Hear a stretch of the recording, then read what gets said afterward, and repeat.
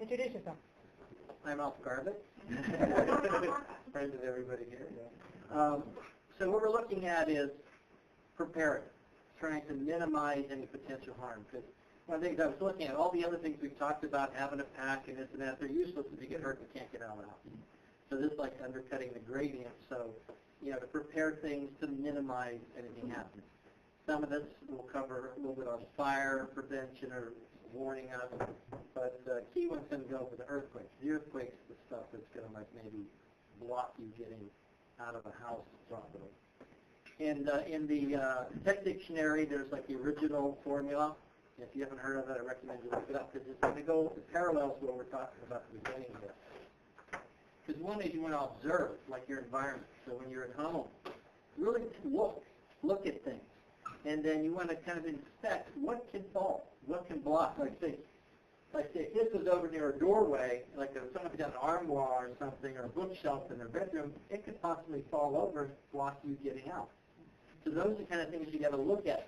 Could this fall over? Odds are good earthquake. A lot of the things are going to go over. I think Mark, you mentioned I had a refrigerator wound up in the living room. Yeah. You know, that was the Northridge earthquake. Yeah. So if they can take something that heavy and throw it to a living, it's going to throw most of these other things around. So that's what we want to look at. What could block our exiting the environment? And also what could fall and interfere, causing us to get hurt or get cut. One of the common things people say, don't have a piece of glass above the bed. You know, like, you know, someone's got a big picture of its frame. That doesn't belong there. You know, unless it's screwed in. If you've got it screwed into the stud, probably okay. But most of us don't do that. So we want to get things that could fall onto the bed.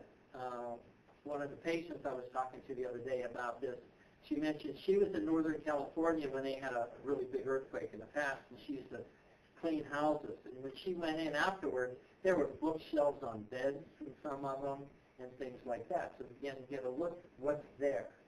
And then we'll talk about securing those in a bit. Televisions. You know, if you don't have a flat screen, and we have some of the big old TVs. I got one we're going to get rid of soon. It's got to weigh 250 pounds. Right? It's like this. And even in my youth, I wouldn't try to pick that thing up. So, you know, it's like, that's dangerous. You know, we're switching it out soon. But that's like with my grandson lives with us. And that's what I was telling Janine.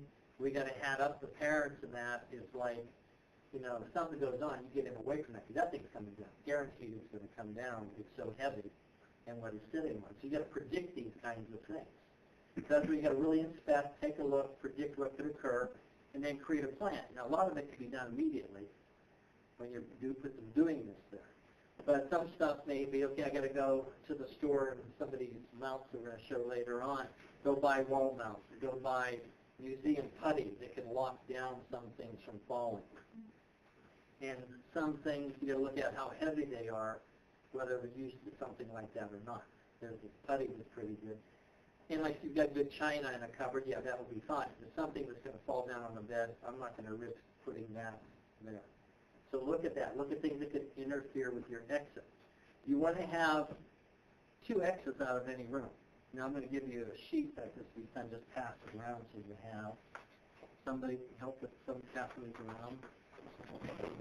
So we can do a little drill later on so you can draw a diagram of the house. But one, you want to have each room potentially how to get out of 2 different ways, and also getting out of the house.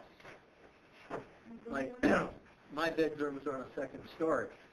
So I need to go to Amazon.com and recommend most of the other guys and get an escape ladder. Now, you look up, it'll either be safety ladder or escape ladder.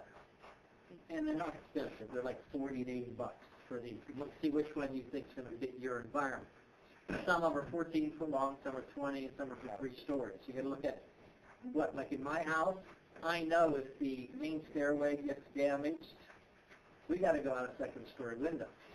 There's one spot we could sort of go on a back porch and get down, but odds are somebody's going to get hurt in the process. So I need to go buy a couple of these ladders. They fold up about this big. You have them stashed away where you can get at it. You don't want it underneath the bed necessarily, or something in case it goes down and you can't get it out. You have a reason to get to it. We attach it to the windowsill. You drop it down and make where it goes down clear. So there's not like some bush there you're going to wind up in. So predict, again, prediction. So you have a place where you can drop it down if you're in a second story and it's going to be okay to get out of. And there's not like something that can injure you after the shaking gets done. And also remember, a lot of times there's initial shaking and there's big aftershocks afterwards. So if you can get it out right away, say fine. But be careful trying to be climbing down and another big shake happens. But definitely, I think if you have a second story, you need those. If you're in the ranch style, it's not an issue. But again, figure out how you get out. And be aware of glass breaking. And you want to have, like we've mentioned before, have good shoes and a flashlight near the bed. And driving here, I was thinking, I need to put a flashlight on the bed because the one I've got here, odds are it's going to fly somewhere and I'm not going to know where it's at. I have one on the nightstand, and that's okay to keep that there, but I better put another one on the floor next to the shoes so it doesn't get lost in case it's at night, which a lot of times earthquakes happen at night, so you can see and get around. So again, because you want to be stepping on glass. Because I've talked to people who says, oh yeah, I stepped on glass and my wife stepped on glass and cut her feet up in the Northridge earthquake or something like that. So that's a common thing to occur. So again, looking at predicting what's happening. Also at work, do that at work. Look at what is going on where you are. If somebody like that, if you had a desk next to the desk where that's all going to fall that way.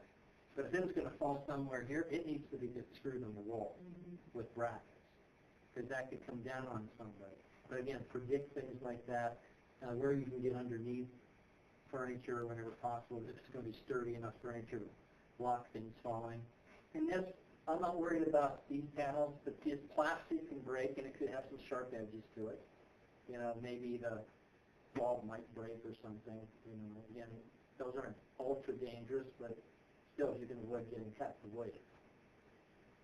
So again, you put in plans. So inspect around the house and see what do you need to secure. One that doesn't fall, minimize it breaking. Work out the evacuation plan. And also if you have children or you have grandchildren, educate your children about it.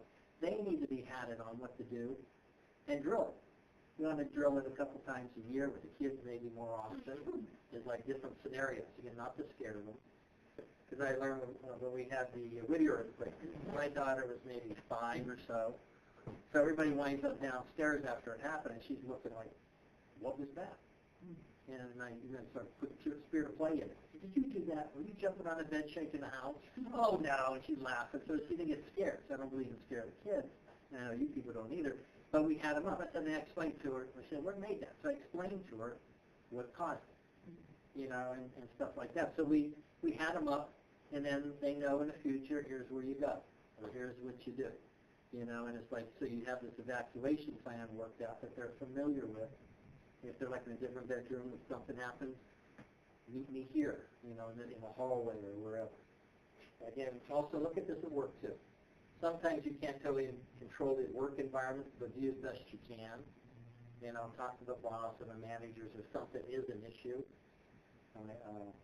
Make sure you get fire extinguishers upstairs too by the bedroom. Because if something does happen and a fire starts during this, it could be blocking your way. If it's still minor, then you might need a little fire extinguisher to put something out so you can get out of the house. So it's a good idea to have fire extinguishers in your garage, in the kitchen, where you can grab right away, and somewhere near the bedrooms. And like George had mentioned before, there's different types. Get the kind that's good for everything. Because there's A, B, C, these different nomenclatures. You want something that's good for anything. So that way you don't have to think in the middle of something. Is this okay to use on waters or on grease or something like that? Grease fires, like in a kitchen, the simplest thing is to leave it on. Don't be spraying powder all over the place. Professional chefs know they throw salt on it or put a lid on it or a wet rag on it. It's done with. Don't worry about it. Do not throw water on it. It's going to explode. The fire, also in the fire part, having working fire alarms and carbon monoxide alarms in the house. Check it frequently. Change the batteries. It's worth a couple bucks. Change it every 6 months or so. Don't risk something out. But have that there. have it so it does warn you if something goes on. Let's see. Also with the children, there are websites where you can get some forms like this where you put down phone numbers. And it's good for you to have them too. It's like have them so that it goes to parents for cell work, things like that, the neighbors, if you got a good comm line with neighbors, that they have that in case they came to parents, the grandparents, phone numbers. And kids should have this with them. I mean, it doesn't have to be this big, but this is something they should have with them. And this you can get from ready.gov/kids. And they've got, it's under FEMA here, and they've got also like paper to draw maps for the kids who work with the kids for having them. But having this is something the kids should have, because a lot of them may not remember certain numbers, you know, or they may have a cell phone, but it may not have all the numbers. So this is something worth getting to have as part of the preparedness.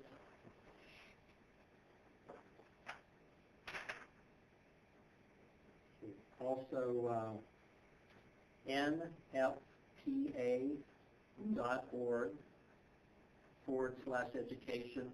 They'll have some, like they say, home fire escape plans, but this also works for the earthquake. And gives people an idea, a diagram. We're going to do something like this with the papers we passed out.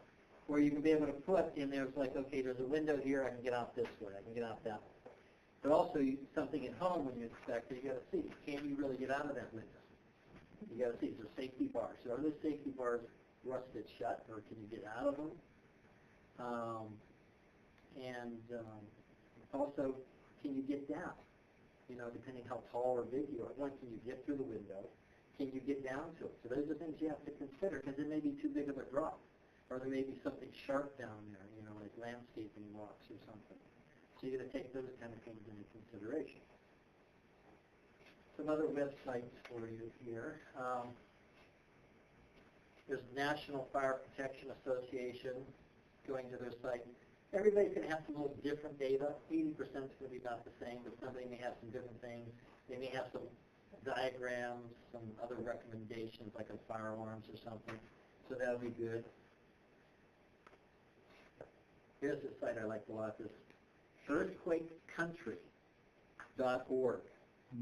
And these guys, like over here, this has to do with how to strap things down, and they give you diagrams of how to do it. Like here, showing like certain things, attaching the refrigerator to the floor and to studs, things like that. So they actually will show you with some diagrams. It's really nice. So they give you different options depending on what they're like. With, like they have like L-shaped brackets. Yeah, my recommendation on some of them, try not to use it this way as much as you can, because this will tear out easier than this way. If, like, say if I get on a bookshelf, if I have it like this is less likely to tear out than if it's here, because it's just the leverage of it, like that. So you can find studs, but these are going to patch you up on it, where you find the studs in the wall and you secure things. Another thing some people don't think about is your gas stoves. Secure them. If they're not somehow built in, because if that breaks loose, maybe 6-8 inches, it's going to tear the gas line. You're going to have live gas coming out like that. So that's one that people do not think about. So gas stoves, somehow you got to look at how do I lock them down, secure them down. You know, different brackets and things. Gas dryer too. Yeah, gas dryer. So there's a gas dryer. You know, a lot of them they're gonna bounce. They're like where mine I think is electric, but if it's gas, I know it's gonna tear loose because of where it's sitting. Gas water heaters. Yeah, in the water heaters. So there's easy straps for those, and we want to save those because those are going to be water sources for us. You know, it could be 50 to 100 gallons of water that we can tap into. But that's any gas appliance needs to be secured because it's likely going to tear loose. Yes. You can, I know the townhome association, we had for $50 a piece of gas company, you know, on the outside, there's a little ball in there, and if you got a big enough earthquake, it shuts off the gas in your whole house automatically. You just have to know how to set it. Yeah, so that might be something. Yeah, see, that's something to look into also, that you do have that. And those automatic shut-off valves are preferred. You just, like say, turn them on, or you have to have them come back out to do it later on, but that's a good thing. because you may not be there. Yes, yeah, so that's a good point too. You can do that. So that's something to consider on that also. Al, Yeah. on the gas shut off, any home inspection, current one now, requires a gas shut off. Oh, okay. But if you haven't had one done in a long time, then you need to check and see if you have a gas shut off already, and it works. Yeah, if you have one, there's a real simple tool I forgot to bring mine. It's the wrench. This will do it. Some people will take this and set it ahead of time at what's going to be needed to turn it, because it's going to get rusty possibly sitting out, and then they tie this to the pipes out there. So it's already there, but again, set it to what it's needed, because this rust, if you try pulling of it, is too late. You know, but this can work, or you have, I don't want to waste a good wrench like that, it's like $15 for those tools, and then you tie that out there and you can just shut it off like that. But the automatic one would be good to have. Also know where your water shut-off is, too, just in case something happens to shut your water so you're not wasting a lot of water if it gets broken. But this one here, like this site, you can go in here quick. They're going to have cabinets, refrigerators, bookcases, filing cabinets. They're going to have how to secure all these. So this will go over a lot of good headings here. So that was the earthquakecountry.org. Los Angeles Fire Department has emergency preparedness. They get this whole pack like that you can download or study. I've also got a file saving all of these on my computer. Where is that from? This is Los Angeles Fire Department emergency preparedness. Okay. This would be under CERT, S-E-R-T, hyphen the dash. CERT, like CERT training. C-E-R-T. That's my Pennsylvania accent. Then hyphen the dash in the middle, LA.com, and then /emerge, E-M-E-R-G, prep, P-R-E-P, booklet.pdf. But if you go to cert-la.com, you can get this, and this covers many things, like shutting off utilities, I mean, many different things. This is worth printing out, and what I recommend is, like what I'm starting to do, is you get some tree ring binders, punch it, stick them in there, and on some things you can get plastic inserts, like things you're going to make copies of over and over, you can put it in like that. Also, the CERT training, again, cert-la.com, they will have data on classes coming up, and again, I highly recommend this. I did this when I was working with the Sheriff's Department. We got about 10 Scientologists there. It was really good education. A lot of stuff I knew, but there was some other important stuff I didn't know. Because we had like fire captains, their experience telling us about, we had to practice putting out fires. They'd light a fire and we in teams put it out. But my guy's saying, you got to watch. There's a dumpster somewhere. You got to watch where you blow that flame. It winds up with the dumpster, catches it on fire. You got to know where's that flame going to go when you're blowing the extinguisher on it. So that was like, oh yeah, or if it's under a car, look and see if there's gas leaking first before you go playing around with it. Because fire departments learned the hard way.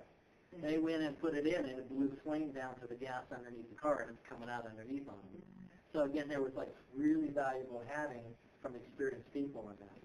And I think anybody in a family 12 and above needs to get this habit. You know, because it had to do with how do you get like a wall off somebody? How do you get something heavy there? So it was, you know, Phil did it, and Bob did it with us. And you guys feel the same way? Yeah. You know, it was really valuable for us to have done this. So I think everybody should do it because of the having. And they also go over some of the first aid training too, because they have some of the paramedics who have a lot of experience teaching. So recommend doing that sometime too. A few more things. There's one that's flashcardmachine.com, and they had some free flashcards that you could print out on CERT things. It goes over the CERT, like what do you do this? It's up to what do you do? How do you shelter in place? Well, what it gives, you know, these different things. So they've got these things you could mock up as flashcards, or you can still study this too. That's flashcard.org. Flashcardmachine.com. And they've got it for different things. There's all kinds of padding, but there's some free ones, and this is one of the free ones that they have. And also, I think in FEMA sites, mixed feelings about FEMA, but there's some good stuff there. And it's earthquake safety checklist. Again, more hatting. So again, getting these different hatting and again different viewpoints. That was FEMA? FEMA, yeah. FIMA? Yeah, no, FEMA. FEMA. Yeah. .org? Yes. Federal Emergency.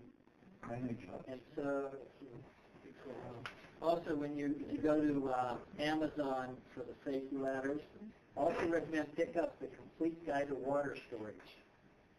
Again, everybody may have some different viewpoints on data, but it's only like $16, but it's going to go over how to use gray water, rainwater, barrel tanks. It goes over many, many things on the field of water.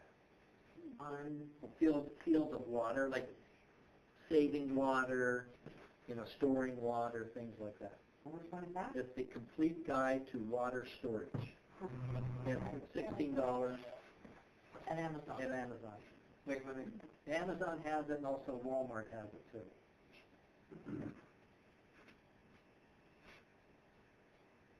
Okay, let's take the papers they gave you here. We'll do a quick little drill, and we're almost done here. So what to do is draw, kind of do a rough outline of your house. And if it's 2 stories, do both stories. And then if you can, just try to recall what the environment's like, and like, how do you get out of each room if you happen to be there? And then also, how do you get out of the house? What's going to be the safest way? If this is blocked, how do you get out the other way? Dave, did you get paper? Okay. That's how you came in before you did it. So, so do that first. Like, do a little diagram and then figure out how to get it. This is also when you do the start trading. That's one of the things they had us do. So again, planning that ahead of time to figure it out. And then later on, you can walk yourself through it and see would that make sense to do it that way. And then you can modify it if you need to.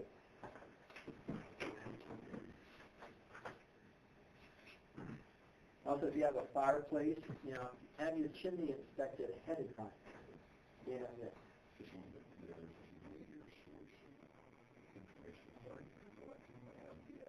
Oh, yes.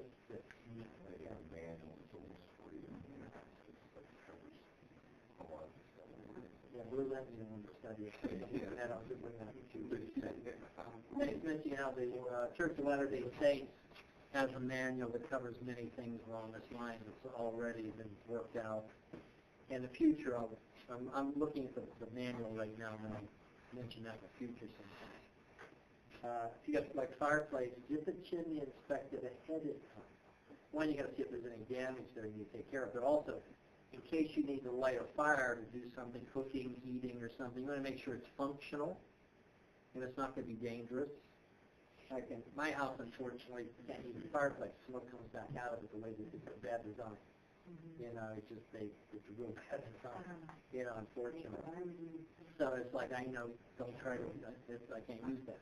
But that way you make sure it's safe to use. There's some Scientologists that they have companies that do inspecting those and cleaning them. Yeah. So anybody have any wins or cognitions about this? They kind of go, oh, I didn't think about this. Yes. Well, I realized that my husband and I would be going out different exits.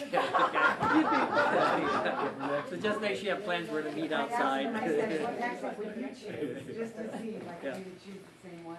Yeah. Well, you have a choice at least. Yeah, that's good. Yeah, so that's why you can get an idea. You work this out, but see, again, you predict it ahead of time. Yeah. Now, most of us don't have kids at home or something like that. I do, because I've got my 2Ds kids and stuff, so I have to work with hatting them.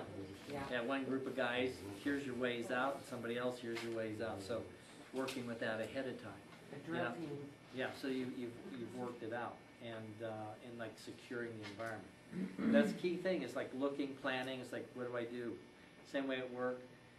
I have a habit, having been a bodyguard when I was younger, I got the habit, I go in a place, I look at it anyway, and I figure out, how do you get out, what do you do, what's this or that. Not paranoid, but again, it's just, almost like that first Terminator movie, reanalyzes a place and he calculates all this stuff, like, do that. And that's what I think we all should do. Yeah.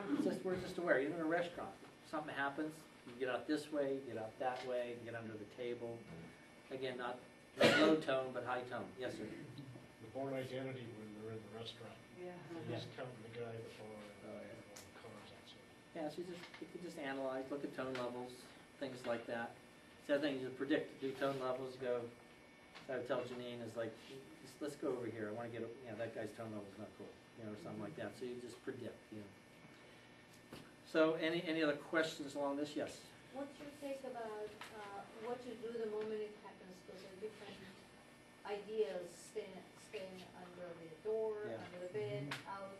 What's yours?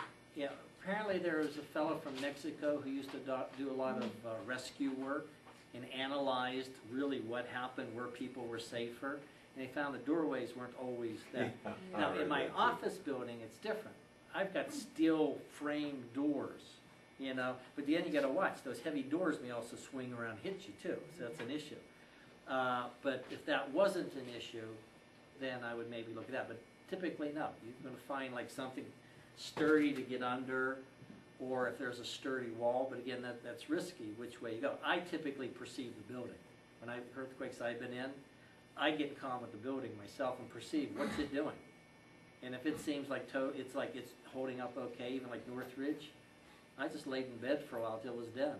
And then when it got up, I went and inspected the house to see if there was anything damaged.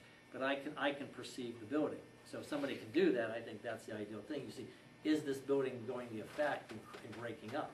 And then you got to kind of go, where's the least harmful? But typically, I think they tell people get under something that's not likely to break down. Yes.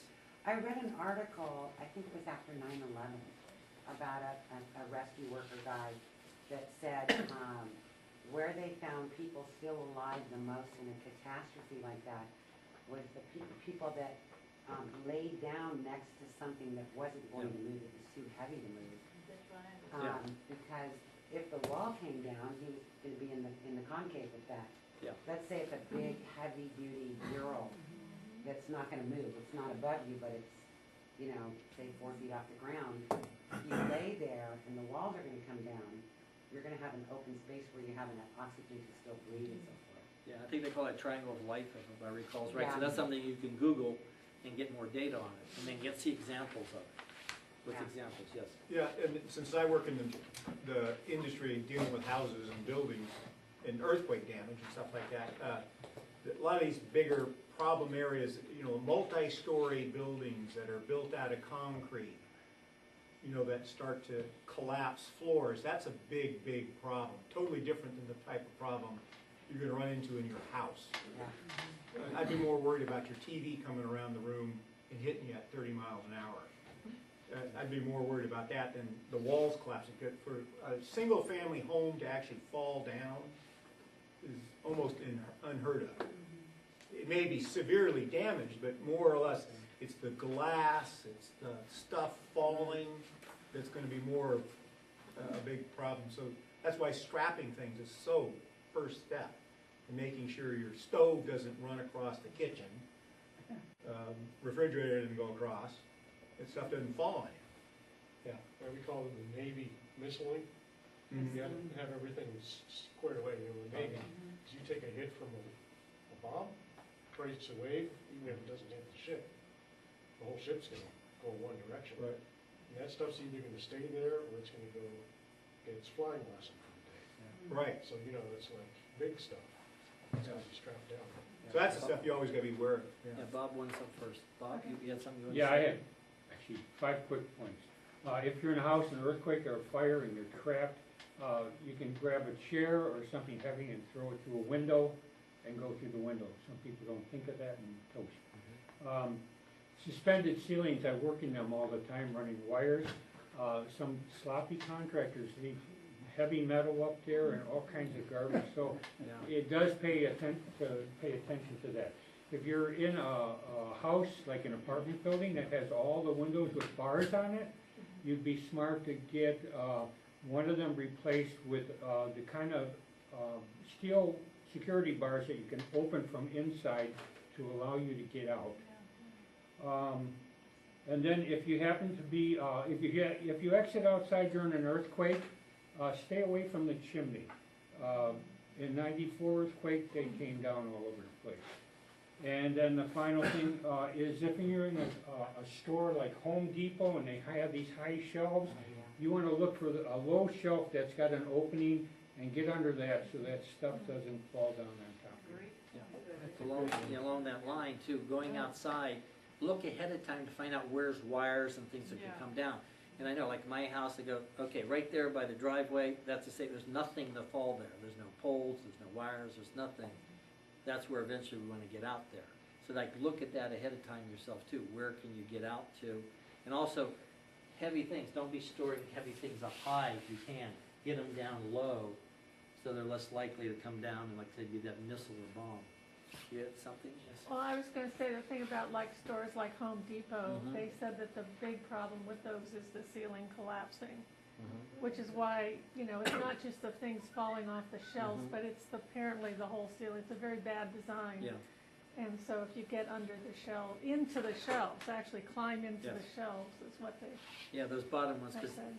yeah, that's that long ceiling with not good support in it. Those things are going to do this and come down most likely. So yes, you want to get under something sturdy. Don't be afraid to push something out of the way and get under it, because the shelves will feel pretty good. Usually nice still, and they're locked down pretty much. They'll give you that space she was talking Yeah. about. So anything else before I'm going to have Mark go over some of these things? Okay, so I'll let you kind of go over some of these examples here. Well, I mean, yeah, just real quick, that was great, by the way, thank you.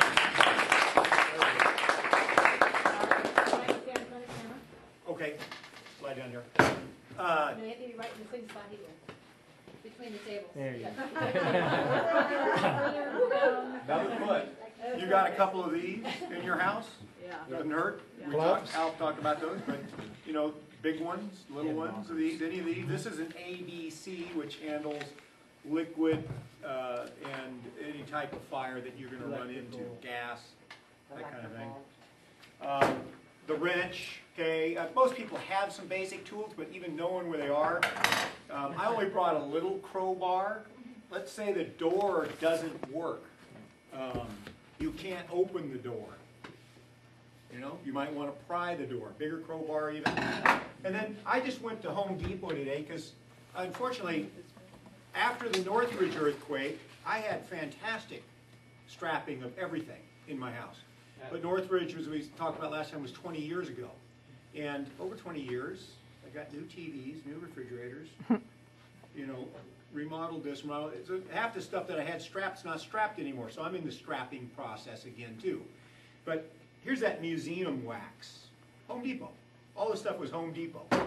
Here are some nice straps for mounting to the wall that can go around things and fasten to a cabinet. Yeah. What is museum wax? Well, this is that quake hold stuff, and it's literally like a wax. You can heat it up. It becomes stickier than hell, and you can put it some under here, and that sucker ain't moving anymore. There's also like a putty like that too. You can take it loose if you need to at a later date, but that's like for something that was maybe up high that you don't ever go to very often, like you have some ornate stuff that's hanging on a wall or whatever.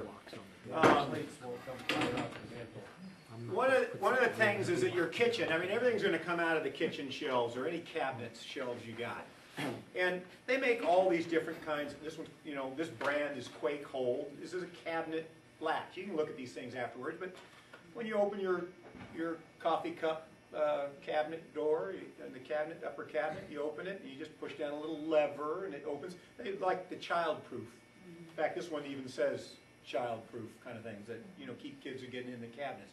But these things work good at least to keep stuff in the cabinets.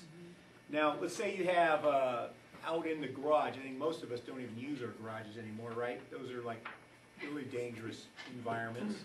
You got the washer and dryer, you got the water heater, you probably got floor-to-ceiling cabinets. Extra refrigerator.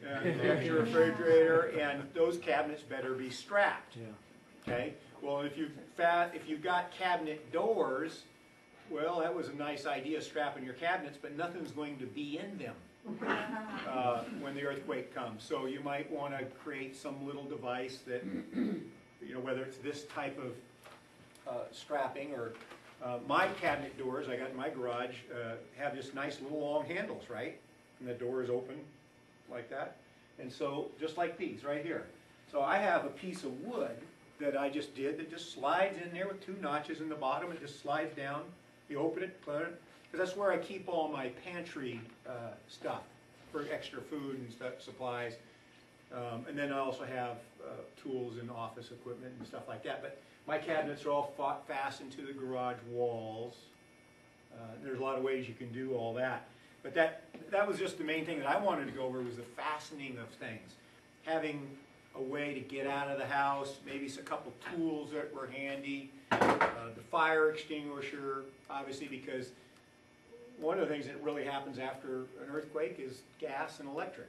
The lines get torn, and you got sparks and gas. Well, there's a hell of a combination. So fires occur, and it'd be nice if it's not your house, go help the neighbors. You know, maybe that's what you got to do. So your house doesn't burn down because his house burned down. These are real scenarios. You'll have to move off to help others, and immediately once you get your gas shut off, if you don't have an earthquake shut-off valve on your gas, you should get one on there. Most houses now are starting to have them because it comes up in real estate sales. If you have a lot of construction done on a house, it's a code requirement that you get them put on. They won't give you a final inspection without a gas valve. But those things work great. My guys trip them all the time, and I get calls late at night saying my gas is off. But they work really good. You just shake that thing, and I think you were talking about they have a little ball bearing literally in there that falls off its perch and shuts the gas off. And they're real simple to reset with a screwdriver. You should know how to do that because maybe it's not a big enough earthquake that caused damage, but now you don't have gas. You can't cook. Dick, can you kill that phone for me? You want to turn your gas back on. You should know how to turn your gas back on if you've checked that it wasn't major damage. Those kind of things. Your water, turn it on, turn it off, should know how to do that. I have one more comment on the cabinets. Yeah. The lady that I was talking to about up in Northern California, she mentioned that when she went in to clean houses, she opened up cabinets, some heavy stuff fell out and chipped the sink. So that's the thing, same way like on an airplane. After that, be very careful when you first start opening things in case it's something heavy because it could come down on you, so to watch that. Right. And then you started to mention about going outside. That's always a dangerous thing to do when you go running outside, especially if you're on a tall building or in a big building, because what's coming off the roof, what's coming off out of the windows, the fireplace obviously. But something to worry about too is cars bouncing around because they're not fastened to anything and they weigh tons. So that, you don't want to get perched in between a car and the garage wall, for example, or a retaining wall outside in the car. You don't want to run around there. You want to stay out in the open, not under the power lines. There's things to be concerned about. Yeah, in the CERT training, you actually learn that the high-rise buildings and stuff downtown, they throw debris 100 feet, 200 feet, 300 feet. You don't go outside the building because you're just going to be buried. Because there's going to be, if there's that size of an earthquake that's throwing stuff that far, there's going to be 40 feet of debris on the streets. Yeah. 40 feet. So you'll be under it. So stay in the building. Well, high rises are going to be entirely different, truly, than your single-family home. But even here at the school, for example, running around, people, you don't want to go panicking and running around outside, get everyone running outside right into the middle of the problem. You got to make sure, you know your environment and that it's safe to go outside. Because the high rise, my God, just glass breaking. Can you imagine the pain coming down? 30 stories of glass coming down, yeah. Yeah, and it might be flying, like you said. Oh, absolutely. No, it's going to throw many, they already know that. Yeah. It happens. So those are just some of the things I have, and then, guys that are in the construction trade know how to fasten things together. So maybe you get your handyman to help you, if you don't know how. But you decide what it is you want to strap down, and it's literally anything that can move. And if you're not the one doing it, you find somebody that's a handyman that does it. I don't know, Dave, what are you doing now? But you can do, it's easy to fasten these things, bookcases. I had a big TV like that, I don't now, but we had one of these strap hold things that was with a big Velcro wide strap. It was about 1.5 inches wide Velcro. You couldn't pull that apart if you tried. And so it had 2 on the sides, 1 on each side, and 1 on the top. It held that TV back into the cabinet. It was a big TV. big heavy TV. And if I ever needed to get to TV, I just pulled the Velcro off, and then I could turn it around and, you know, work on the cabling or something like that. But that would hold it there really well. So those are the kind of things you want to kind of look at. So like, this could be one of your projects this week. When you go home, just kind of look and see what's not held together real well. What's, you know, you can rock that big cabinet, I can guarantee you it's going to be moving. You know, I had a concern for a few years now. Yeah, I got this whole LRH libraries with the ACCs and the Congress. What's going to keep them from falling off the shelf? Has anybody gotten a solution Well, to that? yeah, the ship. To go look at the Freewinds. They have those little bars that go right in front of Is it. that right? Yeah. You could put some screw hooks for your cups in the front and just run a bungee cord across, and if you want to do it. Yeah, I mean, yeah, if it doesn't Like they have it look, look you don't want it to presentable. look bad, but, you know, like the Freewinds, when they go cruising, they put stuff in those bookcases, Yeah. Okay. you know? But that's a simple way that can have some aesthetics to A it, nice too. dowel and then. Yeah, dowel kind of thing. Okay. If, you know, some stuff, if it falls on the ground, okay, fine, it was an earthquake. We don't have that many of them, okay. But it's the stuff that would be damaged or is dangerous that you gotta be more concerned with.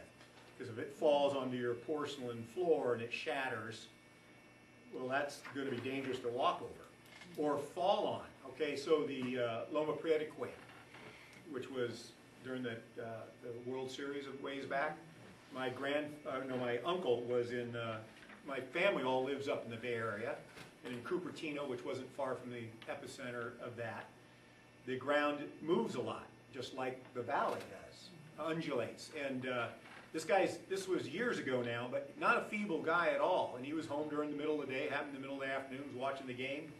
It knocks him to the ground as he tries to get up. It knocks him to the ground. He tries to get up again, it knocks him to the ground again. He tries to get up again, it knocks him to the ground. He said, screw it, I'm just sitting here. But that's a consideration too if it's big enough. You may not be able to really travel. So getting behind and underneath some safe object or in that triangle of life we were talking about, so that if a cabinet fell over, it would hit the bed instead of you. That'd be nice the bed doesn't land on you. But, you know, figure out how you fasten these things down. But you may not actually be able to move until it stops shaking. Very real. And his scenario, too, the reason why the cabinet collapses, every cabinet he had emptied, everything, and the dishwasher opened, it was emptied, and then filled and closed with broken dishes in it. So, I mean, these are analogies of things. After he got out of the house, he went and put the neighbor's garage that was on fire out. He shut their gas off because the water heater went flying. It wasn't strapped. And he went and shut the neighbor's gas off and got the garden hose and put the fire out. Wow. Now, after an earthquake like that, do you think you're going to get the fire department? Not a chance in hell. You may not even have a fire hose if the water lines break. Well, now, if it's that bad, well, okay, I guess you stand back and watch. But Well, then you've got to use your fire. well, yeah, you can use your fire extinguisher. Certainly. I've got, you know, I've gotten a dozen of these around my house because I work construction, and I always make my guys have them. Okay, and I get all the old ones. And so it's just, you know, it's good to have, you know, one couple in the garage, a couple in the back bedroom, you know, wherever you might be, so you can use them. Another little comment is, sometimes the earthquake will happen, your car's in the garage and the building shifts and you can't get your car out for a week or so. So, it's not always good to have all your cars in the garage or whatnot. Yeah, I mean, that's a valid point. I don't know how, you know, how many, I don't think anybody uses a garage anyway, so. Yeah. In California. But that's a true point. Just common sense is really what it is. And I think you said, go around and look. You know, Yeah. you're getting out of the house, where are you going? Yeah, I was in Big Bear for the Yucca Valley quake, the giant. That was a big one, yeah. That was ugly. Yeah. And it knocked us out of bed. Out of bed. Yeah, I played a gig on the back of a truck the day before, and thank God it didn't happen then, because we were on the back of the truck with all the sound equipment, and it would have just killed us. But it knocked us out of bed at 4 o'clock in the morning, and the guy had all these lovely German beer mugs on their shelf, all the way around the top of his kitchen. Yeah, just like, and they were Without all, this. before we could do anything, they were all in a pile in the middle of the kitchen, and they were broken, every Yeah. single one of them. Before we could do anything, we had to sweep, we had to clean the kitchen out. Yeah. And at 8 o'clock, there was an aftershock that was just as big as the original quake. Yeah. So, And yes. all we did at that point was we took the bacon we were cooking off the stove and held onto it while the stove went like this. And then put it back, you know. Well, you know, your survival is the most important. That's right. And safety afterwards. And then you can start to worry about your mess. Okay, fine, it's just junk. But you got to be able to survive it is the key thing. So all this is really oriented to keeping it so you can survive. Yep. Any other questions on any ideas or concerns? Yep, time to move on. Anybody have any questions for Alf? Anything else? Thank you. Yeah, very Good. So we have some. You're on. Good. Yeah, that's what I have to do, otherwise I get symbols. So what you do is you download it and save it to, like, say, USG file or whatever, you know. I think it's And then 1 print it hour, out so from there. after about 15 minutes, you might run out. All right. There you got about 12 minutes. Yeah, well, the order board was different because they were so, not that, yeah, so long. All right, does everyone have this one that's labeled USG Beginner Progress Sheet? Yeah. Okay, so this is on the website. Now, a lot of you guys haven't been to the website, probably, but one of the first things on the website is this, which is going to go over, on the left side, it goes over progress sheet sequence. Now, obviously, you can do these out of sequence, but there is a sequence, so you can go through it. They've got 3 days food reserve, CL number 1, which is checklist number 1. And then we've got 3 days water supply, checklist number 2. Okay, you see how that runs down there? This is just a list of items that have been put together in a format that we can start looking at these checklists and, you know, fill them out. Checklist 1 says 2 weeks. Mine says 3 days, so. Really? The checklist number 1, I think, that's the progress sheet says 3 days. I think they broke it into gradients. Right, so you got 2 weeks here, but you can do 3 days. The second sheet you should have got is titled differently. It is checklist number 1, emergency food reserves, checklist for 2 weeks, bug in at home. There's that word bug in. Like if you're going to stay at home, you know, ultimately you want to have a couple weeks. You know, they started with 3 days as kind of a first gradient. You know, at least you don't have to go to Vaughn's tomorrow to get something. But you got to last 3 days. But you want to get up to a gradient of 2 weeks. And there's no reason why you couldn't have a couple months. And then if you really get into some organizing, you can have 6 months pretty easily without going too far. Probably the bigger problem would be water at that point.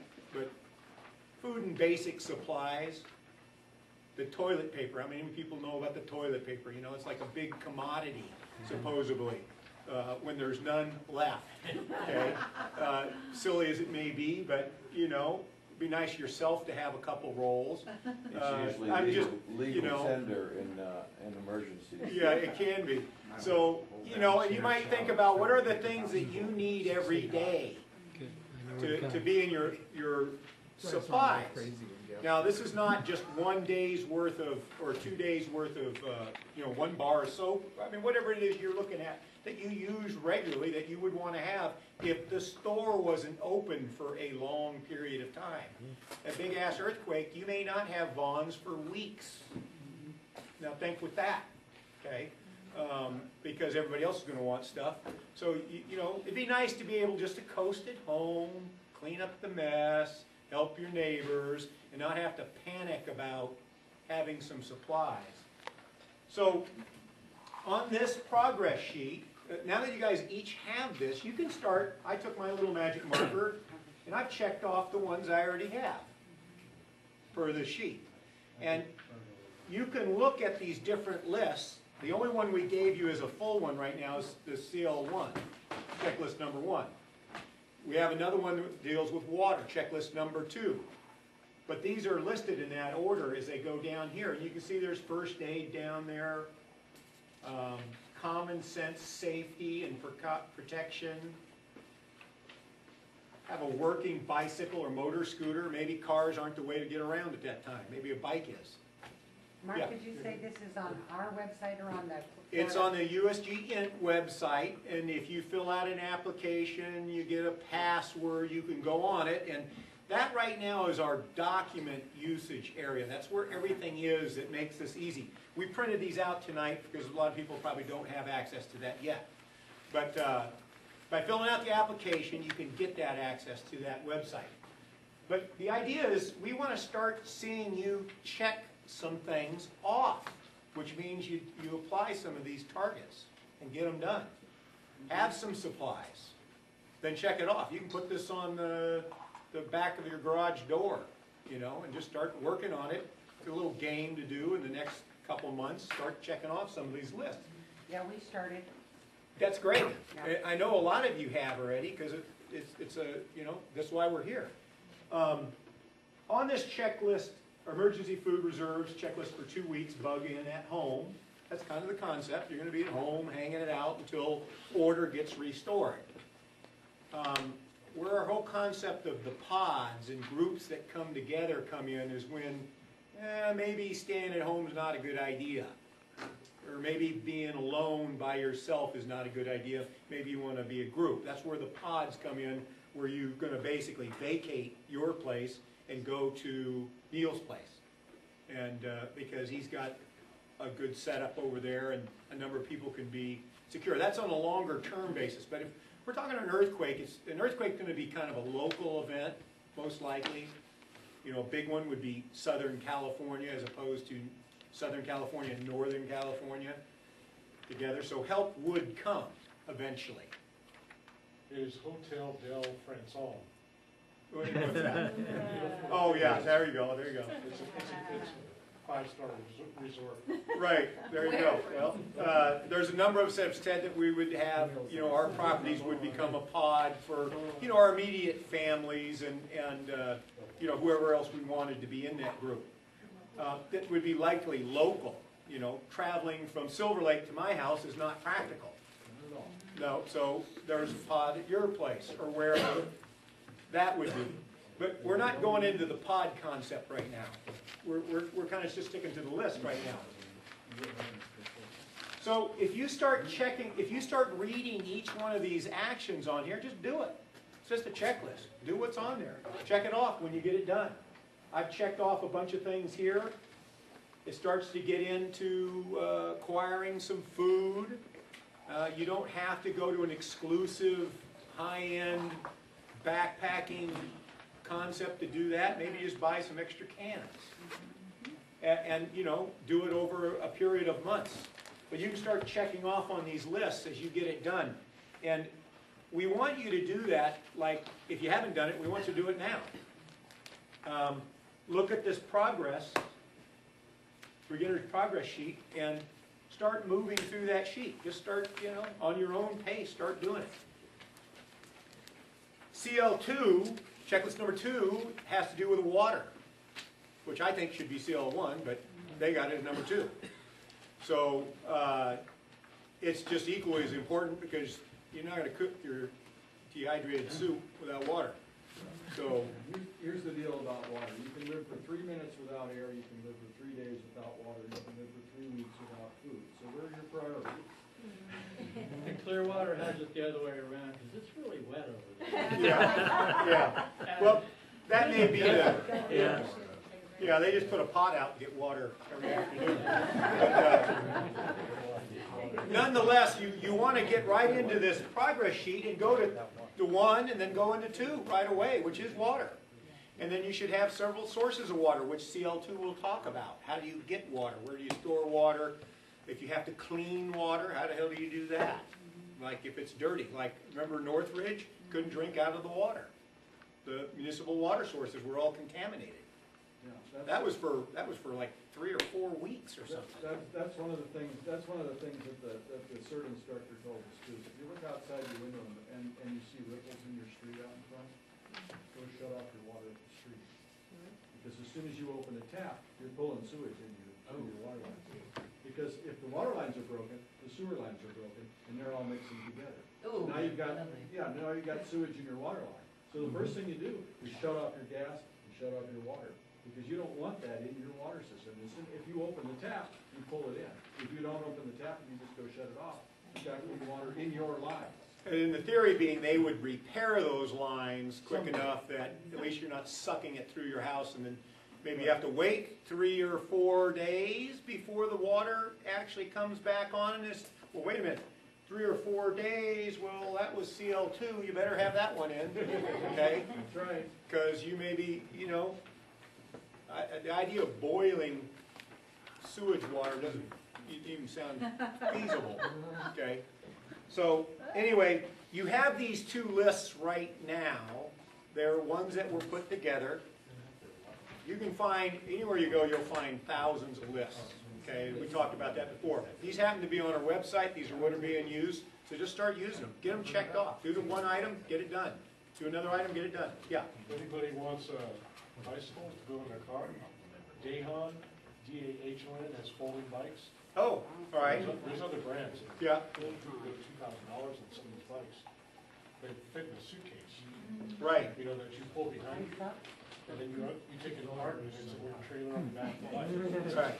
Did you Like say the that frame, it costs it's like $2,000? Well, they can upwards of that, depending if you're getting one of these Navy SEAL high-tech, Yeah. you know, 12 pounds. Dahon, I think starts at $320 or at least to have a couple of those folding.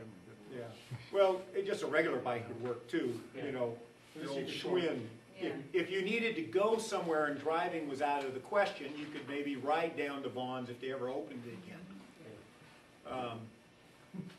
So the whole point on this right now was to take these lists and actually do something on them. And then check them off. Yes? I was just gonna mention this, I don't know if this is real for anybody else, but we've been thinking about this for quite a long time, and I'm sure a lot of you have, and we have a little bit of this, and a little bit of that, and some food, and some medical, and some, you know what I mean? And just several days ago, I said to my husband, you know, this is nice that we have all these various things, but it's not all organized to, like, if something happened today, we'd be scrambling, you know what I mean? So, we decided to undercut it and get the containers for the storage of the things that you would have to bug out with, whether it's personal or longer term, right? And then the more basic stuff like the water first, the backpacks, and the food, you know, in that, prioritize it and organize it. Because otherwise, it's just a bunch of stuff in your house like everything else in your house, you know? Right, if it's not in a space, like I always do this every year, we always go on a couple big family camp trips. Okay, and I finally have gotten smart, it's taken me like 15 years, where I have several containers marked clearly with what's in them for that very purpose.